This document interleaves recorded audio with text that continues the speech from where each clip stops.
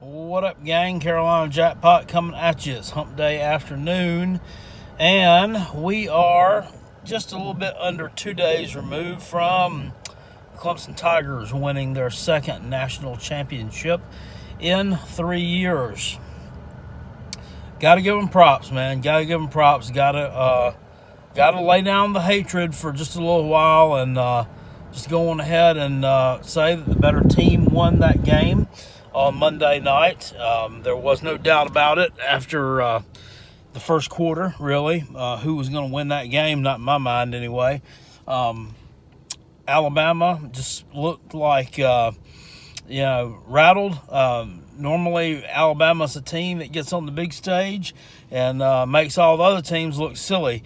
In this case, the exact opposite happened. They looked really silly on Monday night. A lot of mistakes by Tua Tagovailoa.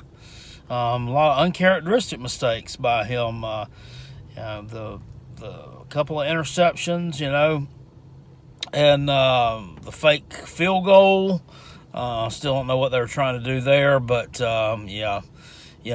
not a very good showing from Alabama at all. I'm sure that Nick Saban was quite disappointed in that performance, as well as should have been. But I think Clemson had a really good team, really talented. Trevor Lawrence, I give him a hard time. Sunshine, the long hair, the girly look or whatever, but the guy is raw. I mean, he's really good. And next year, the fact that he might be better than he was this year is very scary. Justin Ross, oh my gosh. What else can you say about that kid? Some of the catches he made were just insane. The speed, the athleticism, I think he's better than T. Higgins personally, but that's just me. The only way that team may not be quite as good as it was this year is that defensive line.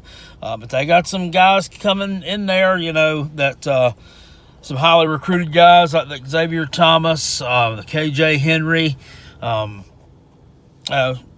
a couple of other ones that were backing up the front four this year that, they're not going to be as experienced, but they could be extremely explosive. So congratulations to them. They deserved to win that game. They played better. They looked like they wanted it more, in my opinion, and they did just that. They took it to the house. So congratulations to the Taters. It's hard for me to make this video, but I got to thinking about it, and I says to myself, there ain't no sense in wasting time. I've wasted a lot of time over the years just hating on Clemson and, which is fine, during rivalry week, I guess. And we all talk crap about the teams that we're fixing to play. But, I do it pretty much all the time. But there's been a lot of energy spent doing that could have definitely been directed somewhere else, somewhere more constructive. And you see where it's got me. Years and years and years of hating Clemson, and now they're on top of the world. So, may try to tone that down a little bit and take things in a different direction. People take you more serious anyway when you're more objective in this line of work, or not is it work, this line of hobby, I guess, that we're in right now. World of interest, the sports and the college football stuff. But I'm gonna tell you, somebody giving me a hard time. Some South Carolina Gamecocks fans giving me a hard time over the Will Muschamp deal, the Will Muschamp video from the other week, telling me that you need to start supporting Boom. You need to be a better fan, and you need to support him. You need to support our players. Okay, first of all, I never said I didn't support our players. Okay, I don't support the player that was the emotional and physical leader of our team, walking up and down the field at the Belt Bowl, giving everybody pats on the back, encouraging them, and everything else. The only problem was he was wearing a hoodie and sweatpants. He wasn't wearing shoulder pads and a helmet. He wasn't playing. I don't think that was right. That's my problem. And I've argued this with other people. I've argued it with other fans. Usually they're younger fans who don't really get the mantra that I have that, if you sign the scholarship and you play for a team, you're attending that university, even if you've graduated, it doesn't matter. You're still part of that team. And if you're not going to play, you need to hit the road. Okay? You need to hit the road and get out. You're not signed to an NFL contract right now. It's just facts. Plenty of NFL superstars over the years played their last college football game and went on to pretty decent careers in the NFL. Brett Favre, Joe Montana, Earl Campbell, Joe Namath, Jerry Rice, William Refrigerator Perry. The list goes on and on. I could name people all day and all night long who played in their last college football game before they entered the NFL draft, and it did not do one thing to hurt their NFL career. So that's the way that I feel about that. I had people tell me Coach Muschamp's job South Carolina's harder now because Clemson won the national championship. No, it ain't.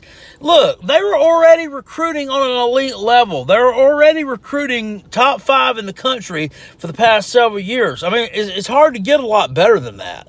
Okay, so Boom needs to, or whatever his name is, Boom, Bomb, I don't know. You know how I feel about him. I've already said the way I feel about that guy in my video the other day. But, he can redeem himself by at least putting a good product on the field this year. Put a good product on the field. Let's win the games that we're supposed to win. We play Alabama at home. We play Georgia on the road. We play Clemson at home. We're not supposed to win any of those games, okay? Win 9 games, you lose those, and compete in them. Win and go 9-3 for regular season. I'm not going to be upset. Especially with no Deebo Samuel coming back. I'm not going to be upset with that. That will earn us a spot in the top 15, and probably a New Year's Day bowl game. So, I ain't hating on that. But it's losing to the Kentuckys. It's losing to the Texas A&Ms that we should be able to beat. It's losing to the Floridas when we're up on them by 3 touchdowns right after halftime. That makes me mad. It's losing to Virginia. One of our Gamecock fans on Facebook said something to me about, well, you know what? You should be happy. Well, look where Boom's brought us now. Look how much better off we are. Better off? How are we better off? Boom's got a plan. You got to trust in Boom's plan. What is the plan? To be a great recruiter and get talent in here and then screw it all up by having terrible game plans? I mean, I don't know what the plan is. I really don't know what the plan is. What is it? You got to give him time. I keep hearing that. You got to give him time. Give him time? It's over 3 years. How long does it take? I mean, how long does it really take? There's nothing wrong with wanting to win and wanting to win right now, okay? Stop accepting mediocrity. That's what I had tried to preach. Look at that. Clemson didn't accept mediocrity. They went out, they built this program, and look where they're at now. And then when we have Carolina fans want to sit here and tell me, well, Dabo, he had a losing record in his second full year as coach. Yeah, he did. You know what he had in his first full year as coach? He went to the ACC championship game.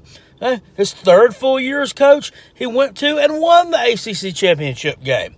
And it's just rolled on from there. So don't give me that. We're so far behind, it's not even funny right now. We're so far behind what he did when he first got there compared to what we're doing right now. But, you know what? There's progress there to be made. Muschamp hired a new running backs coach from Miami. Can't remember what his name is right now. Of course, Mark Richt's staff went when Mark Richt's career went after Miami got waxed in the bowl game and failed to live up to expectations this year and got waxed in a bowl game. So they got rid of him. Sounds like somebody I know, but hey, but whatever. Anyway, Mark Richt's not there anymore, so his staff had to find jobs elsewhere, and Coach Muschamp has hired the running backs coach. probably a good move. Miami's had some pretty good numbers in the running game the past few years, so the guy probably knows what he's doing. He's a younger guy that can relate to the players a little bit. They're moving Bobby Bentley over to another position with the team, tight ends or something like that. I don't know. But anyway, I got to get going. Got to get back to what I was working on before I took my lunch break. But I just want to tell you guys, make sure that you keep checking the videos out. We're going to do a lot of different stuff this year between now and the spring and when it's time for football to start back up again. And excuse me, I know I'm not going to do a way too early top 25. I've seen some of those out there. I think that's just ridiculous and sad. You don't have, any idea what these teams are going to be like right now. They haven't went through spring practice. They haven't. The signing day, National Signing Day, hasn't even officially happened yet. Okay, you have players who are going to declare for the NFL draft that we don't know about yet, and we don't know who's going to transfer. There's always that too. And in the case of people like Justin Fields going to Ohio State, you don't know who the NCAA is going to allow to transfer and play immediately and who they're going to make sit. Justin Fields going to Ohio State, if he could play this next year, that would have a tremendous impact on them. I think that would give them a couple more wins personally. But at any rate, guys, if you see a Clemson fan, make sure you slap the... No, I'm just kidding. Don't slap him. Make sure you congratulate your team. They did a good job in that game, and I'm not going to say that, that's about it. That's about all I'm going to do. Just congratulate them and tell them good job on this season, okay? And I'll see y'all later. Appreciate it. Peace, and I'm out of here. Go Gamecocks.